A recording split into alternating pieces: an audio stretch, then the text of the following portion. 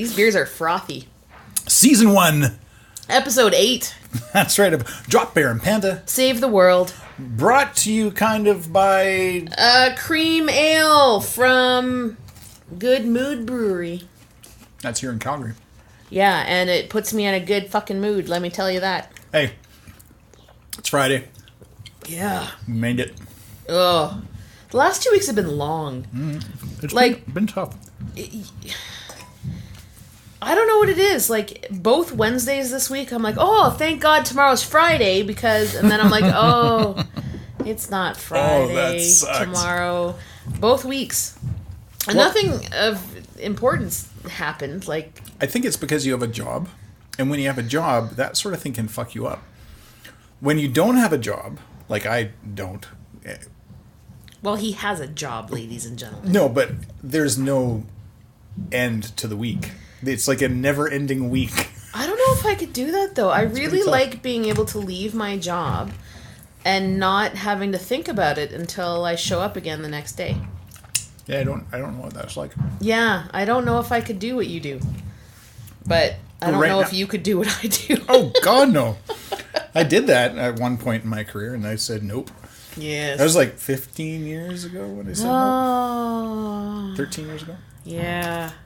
So, ladies and gentlemen, I apologize again. This is like the fourth podcast I think I've apologized for the noise next door. Oh. It's become sort of the fabric. They're building the house. They're now putting in windows. And it's crazy. So you're going to hear some sawing. You're going to hear some hammering. And they go till 9 o'clock at night. Thank God they don't go till 10 o'clock at night like the city of Calgary would let them do. Yeah. But I can't do it anymore. Yeah. So outside of the studio window, we can actually see the building that's being put up. And they are, the windows are from Lux. Nice job, Lux. They do look like nice windows. They look like great windows. Yeah. And this house is massive. It is so big. It's going to block out the sun. I can't wrap my head around it. It's got its own gravitational pull. Yeah. Speaking of gravitational pull. My God, such a cool thing. Michael's also eating cherries, so excuse him if he's like a little delayed on the the microphone. So good. Yeah, NASA just announced that they're going to shoot a spaceship into the sun. So... the spaceship will not, hopefully, be full of humans or monkeys or space dogs. And I'm actually surprised this isn't SpaceForce doing it. It sounds like something SpaceForce would do. Right. And it actually sounds like the destruction of, our known universe. Yeah, let's just shoot a rocket into the sun. Yeah, boom. Roar. But it's actually, I'm going to stop eating cherries after this one. But it's so good. It's good for me. It's good for my blood. Yes, dear. But yeah, so NASA is doing this. They're going to... So, in perspective, between Earth and the sun, for relative distance, it's about the size of a football field, say. Right? It's so close. It's so close. So, American football field is 120 yards. Canadian is 110. But we'll use the American one, just because. If you were to walk from one end of the Earth side of the football field towards the sun, at the 95-yard mark, you would evaporate into... It would probably not even vapor. You'd just be gone. Just gone. Just gone. This ship that they're sending out is going to travel at how fast? Like almost 500,000... A million, trillion, bazillion. 420,000 kilometers an hour? Almost 500,000 miles an hour.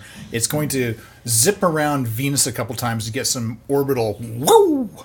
Yeah. And then it's going to get within 4 yards of the sun, if we're talking about football fields, at relative distance. So, I'm not even going to ask how much 4 yards is, but... It's like I think it's like a 9 million miles or something. So, to put it in perspective, I guess, another way, the probe will reach a speed of 450,000 miles per hour. Oh, shit. Around the sun. On Earth, this speed would enable someone to get from Philadelphia to Washington in 1 second. The mission will also pass through the origin of the solar particles with the highest energy. Right. I don't really know what that means. Well, the whole point of this thing is for as it orbits the sun, and it's going to be in what's called the corona of the sun. My corona.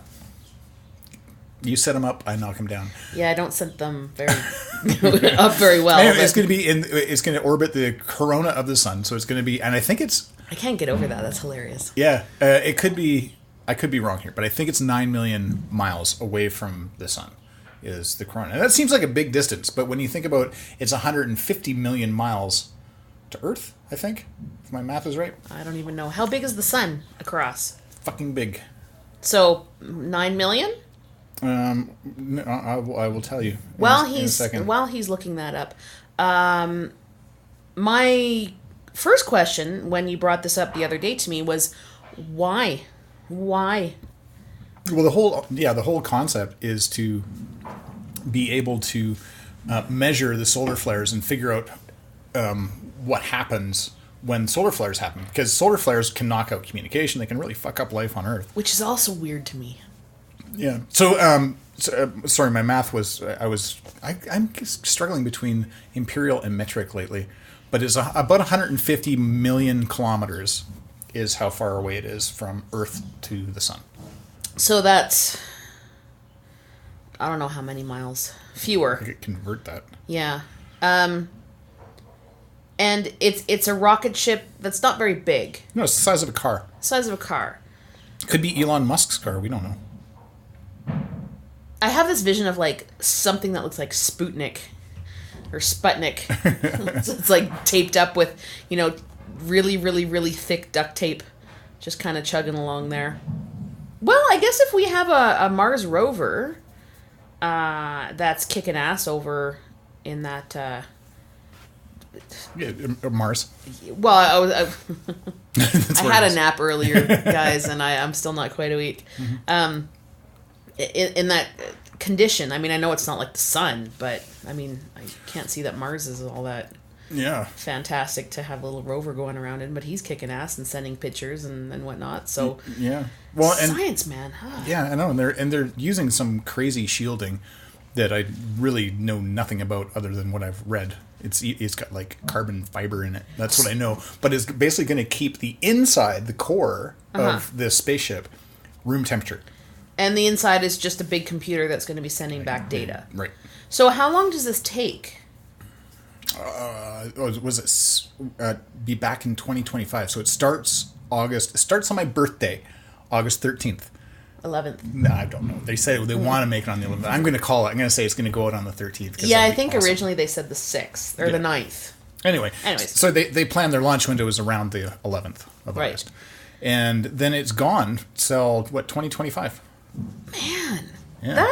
I'm surprised it's not longer, actually. Well, but going 500,000 kilometers per hour.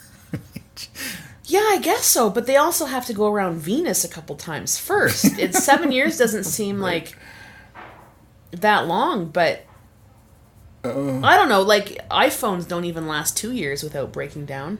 Of course, iPhones aren't made by NASA. Right. So I was looking at I was mathing again. It would take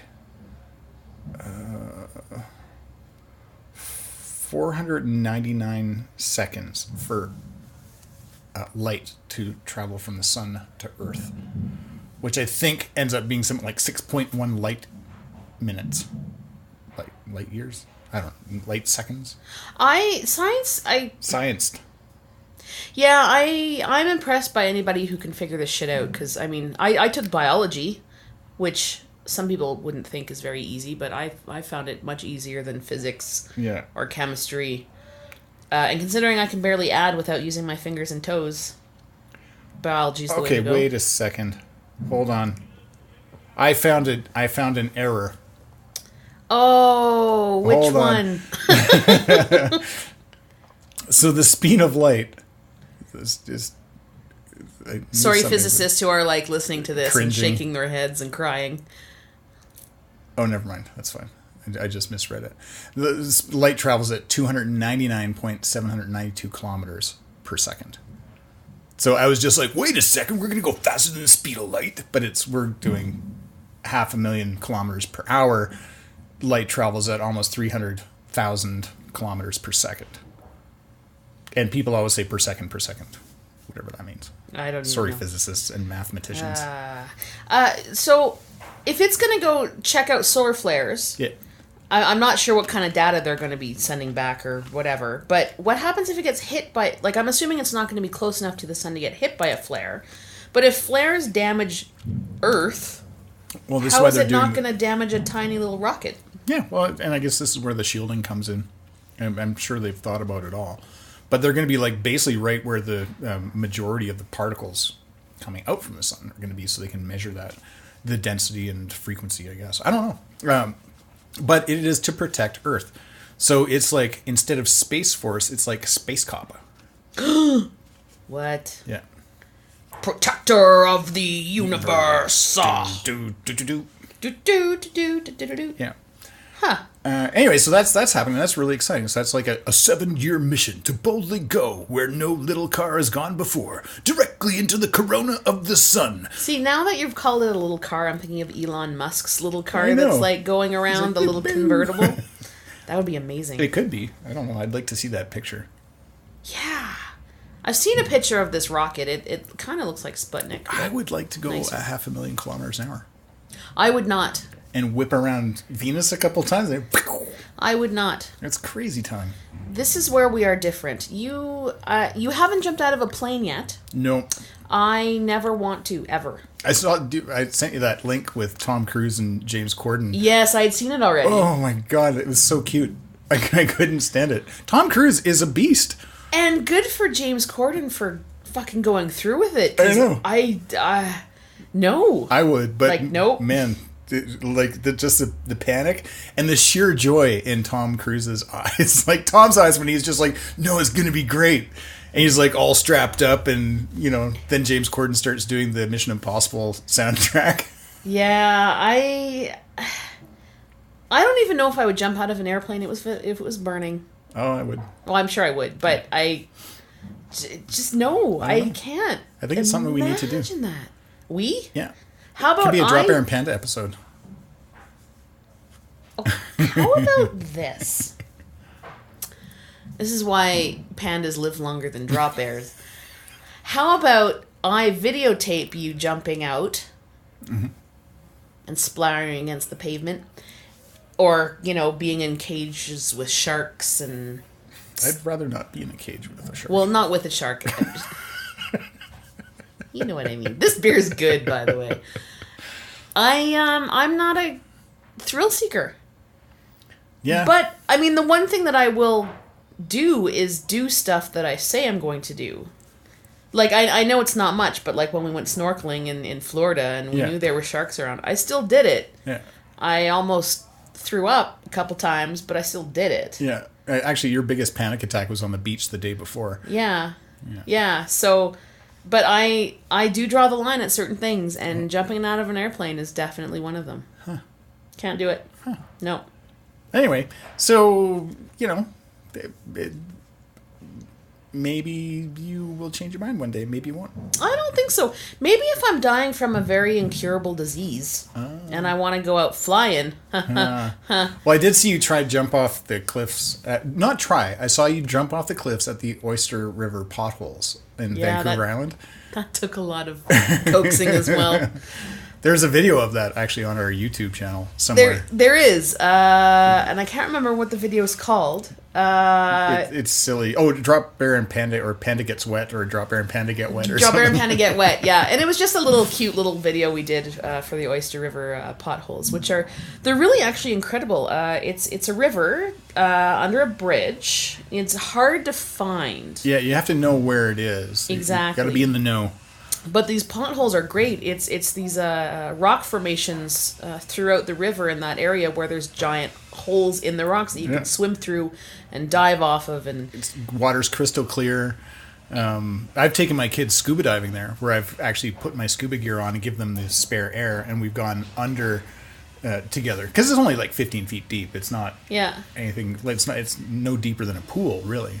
Like a deep end. Yeah, that's the one problem I had though with jumping. Like so Dropbear jumped from the higher cliffs than I did, but I don't like having to drop into a very specific space, And it was like, jump here, not over here, but here. Yeah, like, aim for here. And not I'm like, one foot this way, not one foot that way. I don't know how to aim when I throw myself off of a cliff. And I ended up hitting the bottom. Like, I was surprised that it wasn't, like, I didn't hurt myself, but I scraped my foot along the bottom because that's how deep it was, which actually wasn't that deep, I guess. Well, you have to learn how to bend your body so you don't...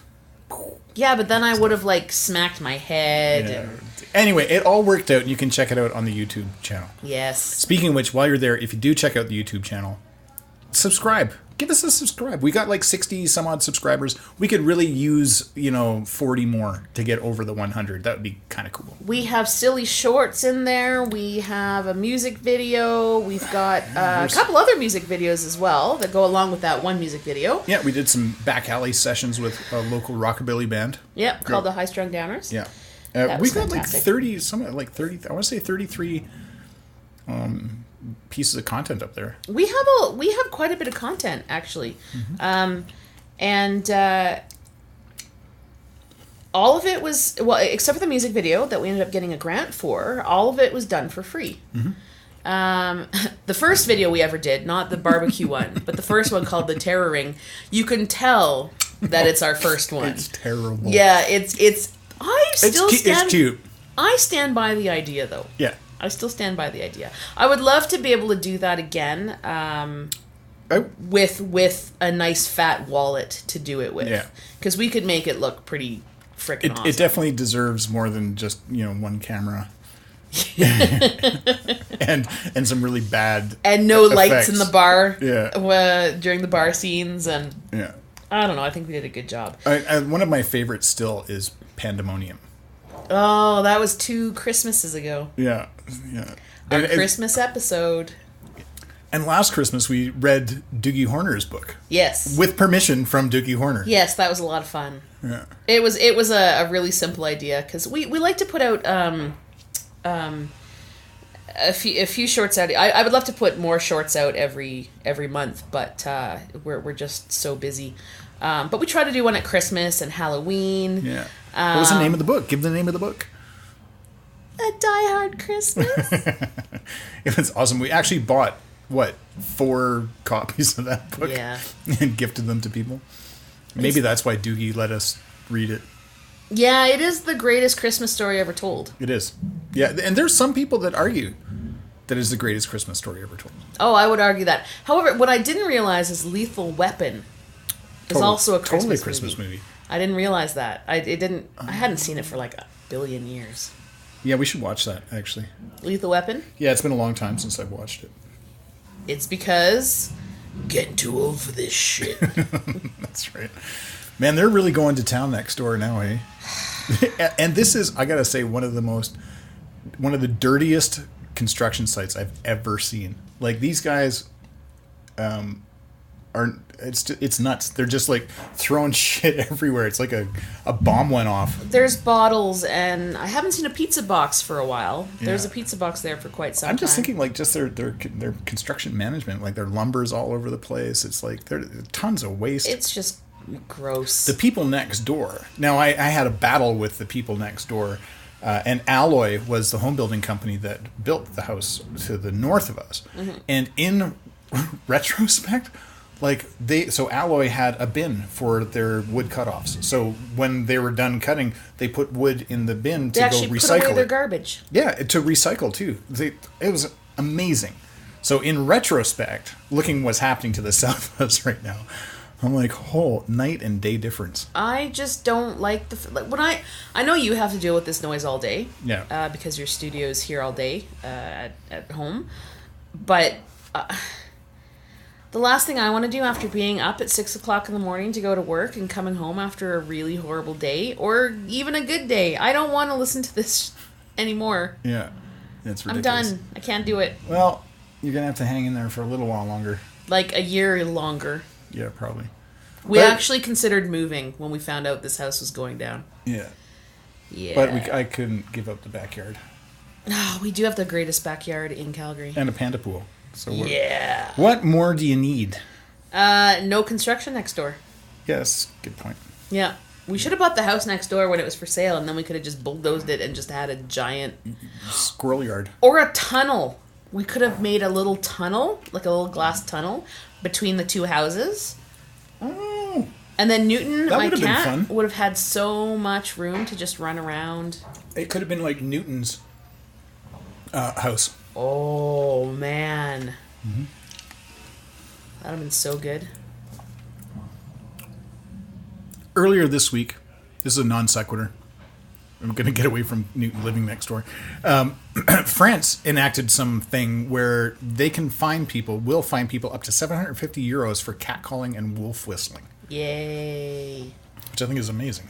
I don't think that a lot of people realize that how shitty that is to have being catcalled and whistled at, and it's embarrassing, and it's kind of degrading, and yeah, it's brutal. I was thinking we just staple their lips shut. Ooh. Instead of the fine, but or sew it. Yeah, France is cool that way. They're a little more lenient, I guess. Well, there was a woman who got punched in the face a few days ago for standing up for herself outside of a cafe. Yeah, that's not right. This guy followed her, and she yelled back at him, and he clocked her in the face. They still haven't found him, apparently. Oh, I'd love to find that guy. Yeah. Well, the funny thing is, too... Well, not funny.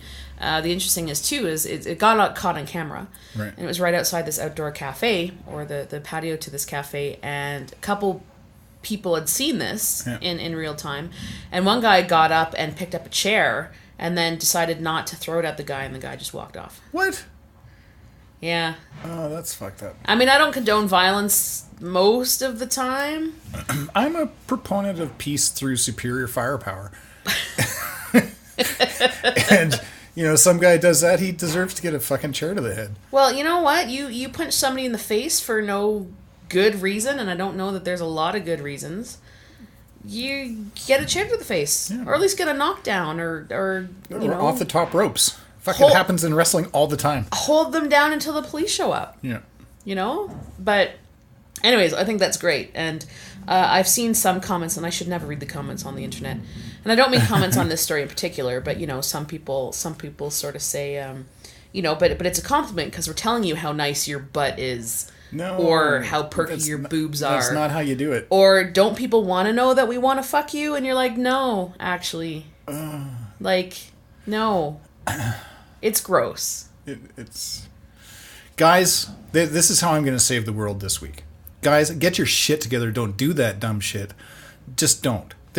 Don't. There's no excuse for it. There's no reason for it. It's unwanted. It's aggressive and damaging, and it makes you look like a fucking tool. And nobody's going to want to, hang out with you or sleep with you or date you if that's how you're going to treat them. Right. And at what point does a woman walk down the street, get catcalled, wolf whistled, and thinks, oh my God, that guy's totally into me.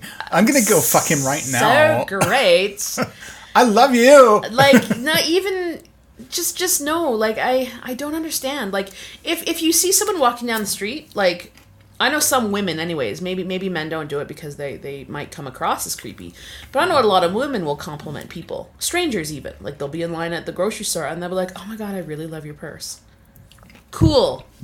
Or, I love that hair color. Thank you.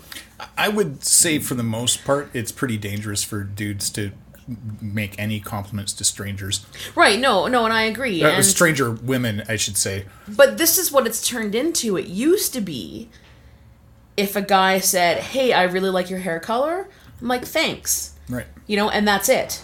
It's a compliment. You can give compliments out without being creepy, but there's so many creepy, weird shit out now that you can't even give a compliment without people being freaked out. I had someone on the bus once... I have a tattoos, I guess, of snowflakes on my shoulder, and it goes up my neck and down the front a little bit. And a guy on a bus said something like, hey, I really dig your snowflakes. And I was like, thank you. And then you think it's done, and then he's like, can I see how far they go down? Oh, man. And it was ruined, right? And I don't know whether he thought it was a joke or and then he's like, no, really, how far do they go? And I was like, they go far enough. And you tell that story, and I think, from Guy's perspective, it sounds like he just glitched. It started out maybe innocent, nice enough, and then male brain just went, And he said the dumb thing. And it's possible, right? Yeah. If he said, like, you know, do the snowflakes go all the way down your side? I would have been like, no, it just stops about here or whatever. But yeah, it's weird. Guys, get it together. Yeah, it can be a fine line, but there are some comments where are just horrible and you have no idea why anyone's saying them except to be a fucking douchebag. Yeah, could be. I don't know why you want to be that guy. Yeah, don't be that guy. No. So, again, saving the world. Guys, don't do that shit. It's dumb. Nobody likes it. Super dumb. Yeah, super dumb. And guy in France that punched that woman in the face, you deserved a chair to the head. And if I meet you, I will throw a chair at your head. I really hope the cops take him down and his face accidentally gets hit in a curb with the boot. So violent. Whatever. So, was it last night or night before we had a shootout in Kensington? There has been some weird fucking gun violence in Calgary or Alberta. Yeah, it's nuts, right? Like, what the fuck is going on? Kensington is a lovely little community just outside of downtown. Yeah, like you walk across. Central. Yeah, you walk across the river, and you're in downtown. 3:30 in the morning, something happened. Not the first time. And around this time last year, bullet holes went through Bodega, which is a Mexican restaurant on 10th Street. And yeah, then some guy the other night ended up in a shootout and went to the Sheldon Schumer trauma center with a bullet wound to his arm. Yeah, I don't understand. I mean, if you're up to no good in Kensington at 3:00 in the morning, chances are it's. I guess there are guns involved. I don't know, but when I walked to my car to go to work in the morning, there were helicopters still circling around Kensington, and I didn't really think about it. I was like, oh, that's weird, and then I saw the news. Calgary grew really, really big, really quickly, and the police force did not keep up. It's hard to. It's really hard to. So I understand that a bigger city that has growing problems is going to have problems like this. Sure. Guns, though, surprise me.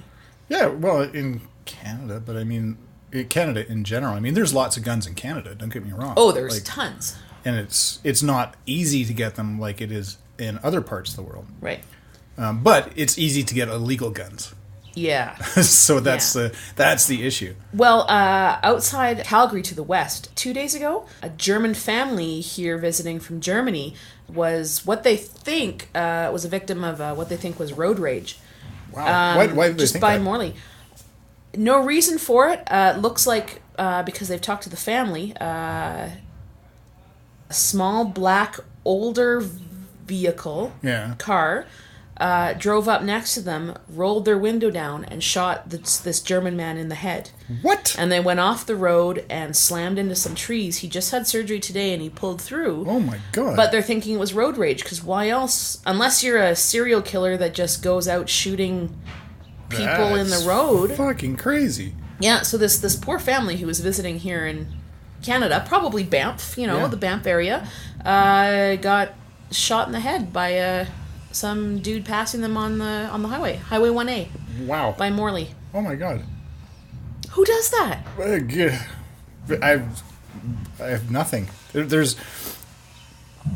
I can't think of very many reasons to shoot somebody. Like there's, you know what I mean? Like that sounds Unless someone's already murdering your children. That sounds vague, but that's kind of what I mean. It's like, and driving on a highway is not one of them, and it's crazy. Yeah, gun violence is a little out of control in North America. And and it's getting worse in Canada. There was a shooting in Toronto recently. In what is it, the Greek town, right? Yeah. Two females died. One of them was 10. Yeah.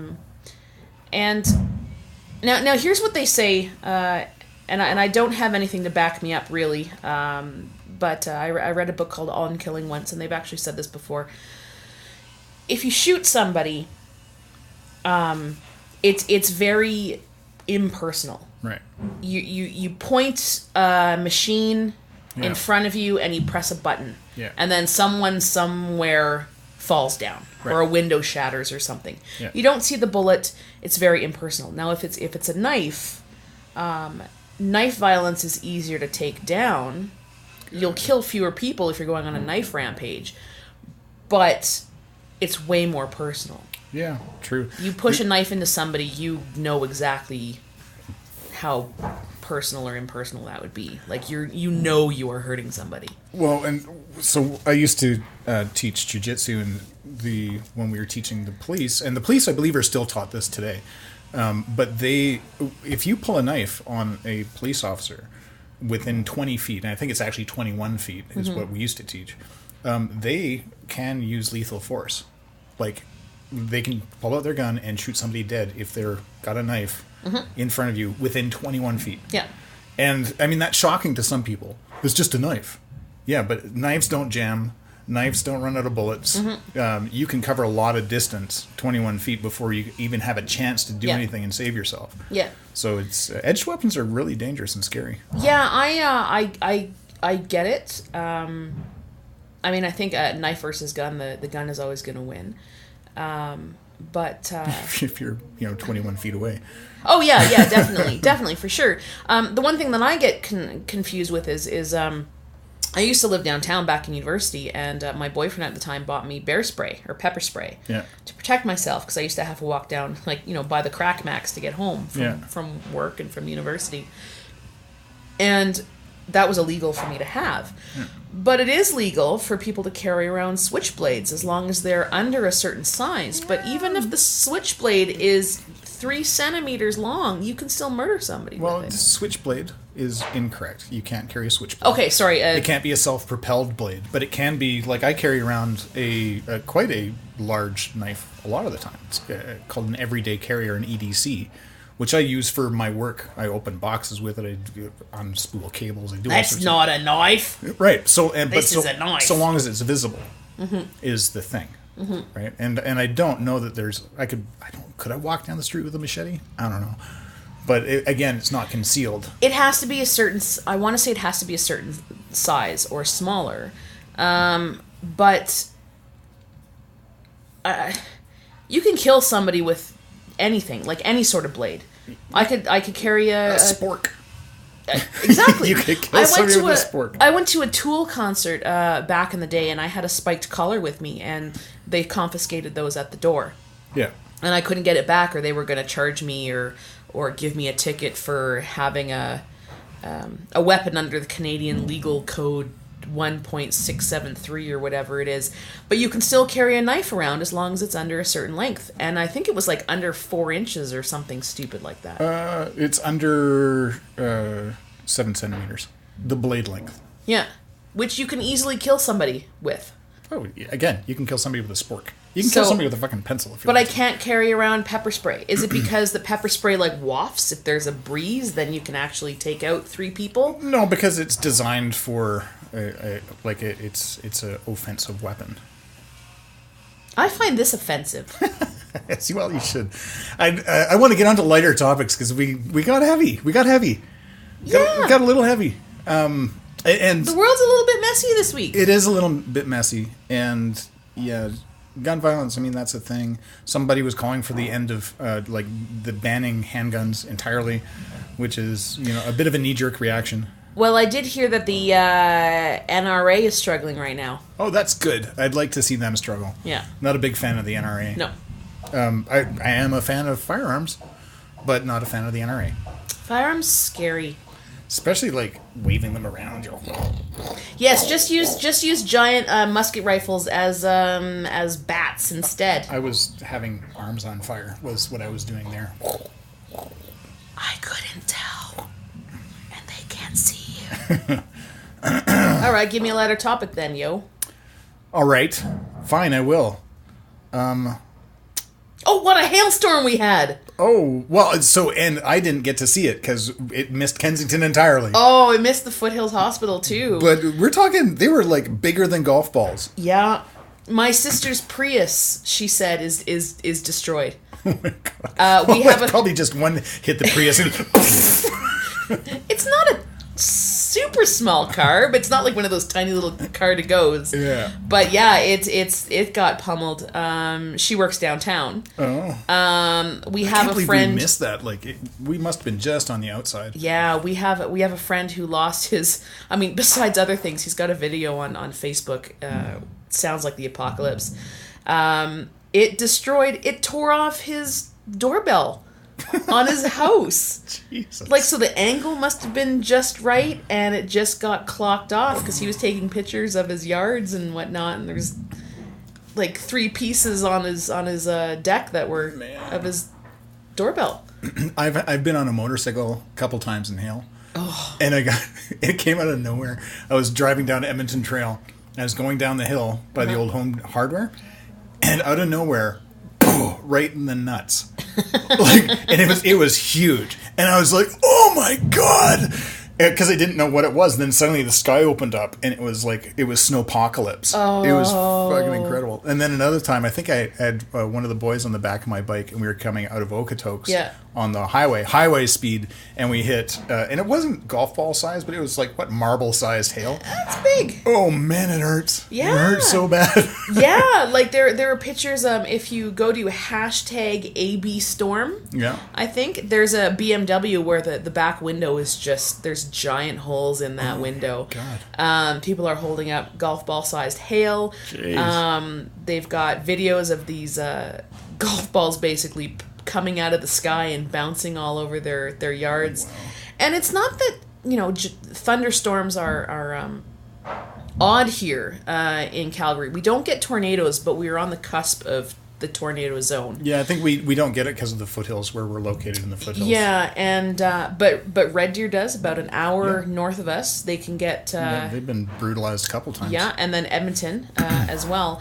But we get some weird weather because we're about an hour away from the mountains as well. Yeah. But I haven't seen golf ball sized hail, and no.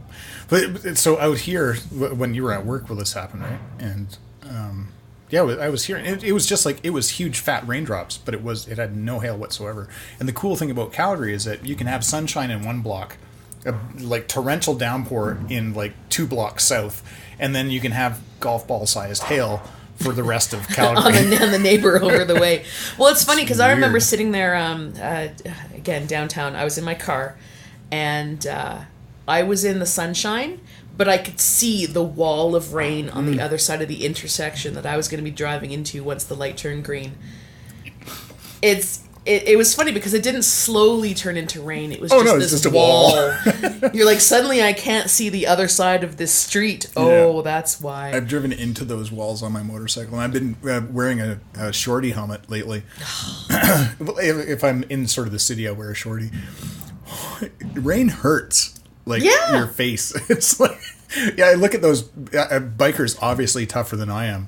They're just like, maybe it's just because they look miserable, or they're so angry the rain just evaporates before it hits their face. It's that heat of rage just outside.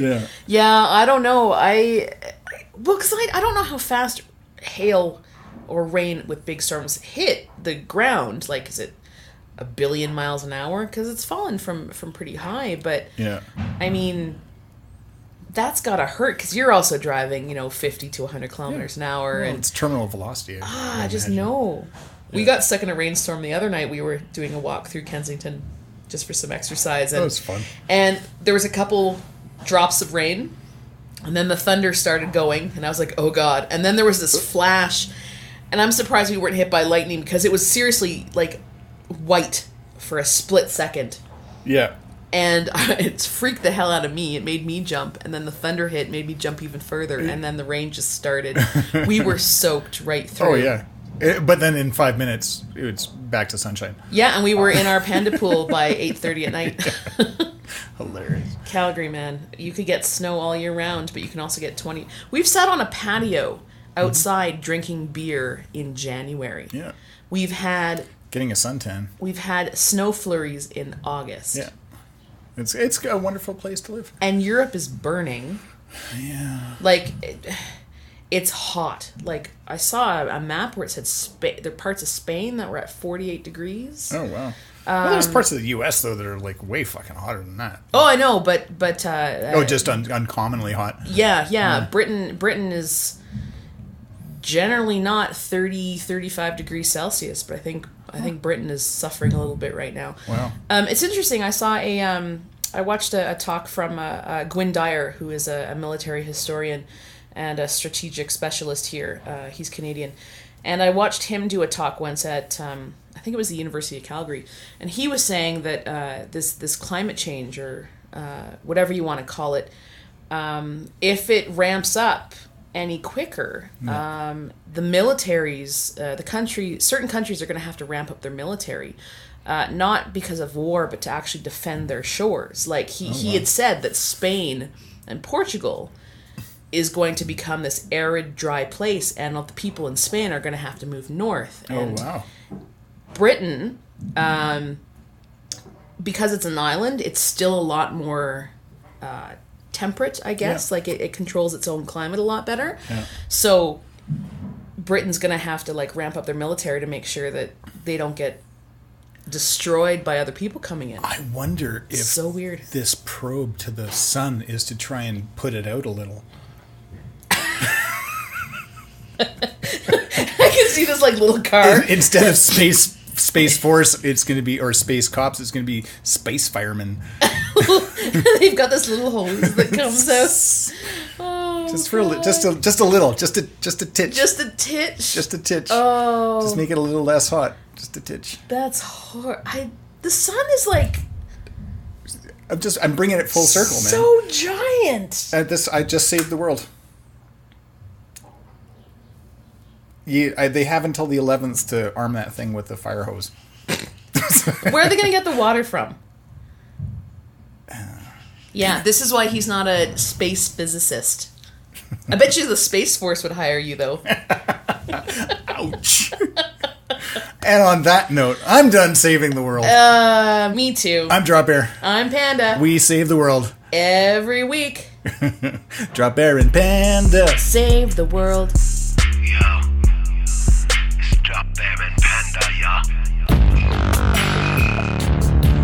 Yo. It's Dropbear and Panda, yo. Dropbear and Panda. Coming at you, Panda. Coming at you like a locomotive on a motherfucking bender. Yeah, set my culture, now my chap, follow me. Yeah, with Michael Doggies, yeah, you be checking on the flow, yo. Checking flow, but you was quick, you can't pick my medical ranges, angles, tangles. You get tangled, twisted side reflections. Child should be, can't compete with the owls that devour. Yeah, with the owls that devour, yeah. Yeah, it's a Dropbear and Panda, coming at you right now. Dropbear and Panda, coming at you right now. Dropbear and Panda, coming at you right now. It's like a locomotive blowing out to my normal chopper. Dropbear and Panda, coming at you right now. It's like a locomotive blowing out to my normal chopper. Dropbear and Panda.